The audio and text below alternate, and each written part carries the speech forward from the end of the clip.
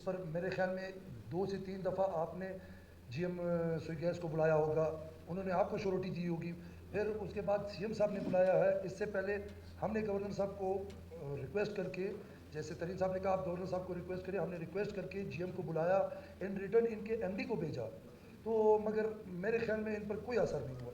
इनको ये नहीं था पता कि हम कितना गैस कंज्यूम करते हैं, कितना गैस हमारे पास आता है। तो जो भी आप बात करें, वो कहते हैं कि नहीं लीकेज है, बिल शॉर्टेज है। भाई बिल तो आपने रिकवर करना है। सरकार ने कब आपको बोला है कि आप लोगों से बिल ना लें? सरकार ने कब बोला है कि मैं आपको फोर्स नहीं दूंगा कि आप लोगों से बिल बाय फोर्स ना लें? आप बिल्कुल जो जो बंदा भी बिल नहीं देता उसके खिलाफ कार्रवाई करें। वो तो उसने तो अपने आप को मना ही नहीं किया। ये तो कोई आपका जवाब नहीं है कि लोगों ने बिल नहीं जमा किया।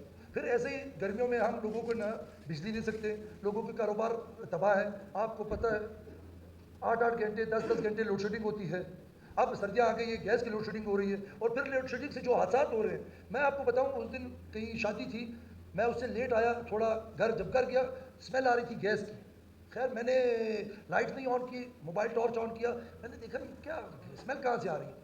वो जब देखा, वो एक किचन में चूल्हा जो था उसका गैस गैस उससे आ रहा था। क्या थी? लोड शेडिंग थी, रात को गैस वापस आ गई थी। तो खुदा न खास्ता अगर मैं टाइम पर नहीं पहुंचता, कोई भी हादसा हो सकता था।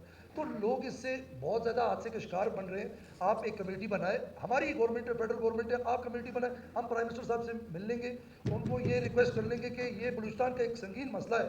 ये तो अभी तक तो सर्दियाँ आई नहीं हैं। आपको पता है स्पीकर साहब, दिसंबर जनवरी फरवरी, इसमें जो जो सर्दियाँ होती हैं, ये और ज़्यादा लोड शेडिंग होगी गैस की। तो मैं आपसे ये रिक्वेस्ट है, आप एक कमेटी बनाएं, हम बाकायदा चले जाएंगे, कुछ मुस्लिम लीग के मेंबरान हो जाएंगे, कुछ पीपल्स पार्टी के और हमारे अपोजिशन के भाई हो जाएंगे।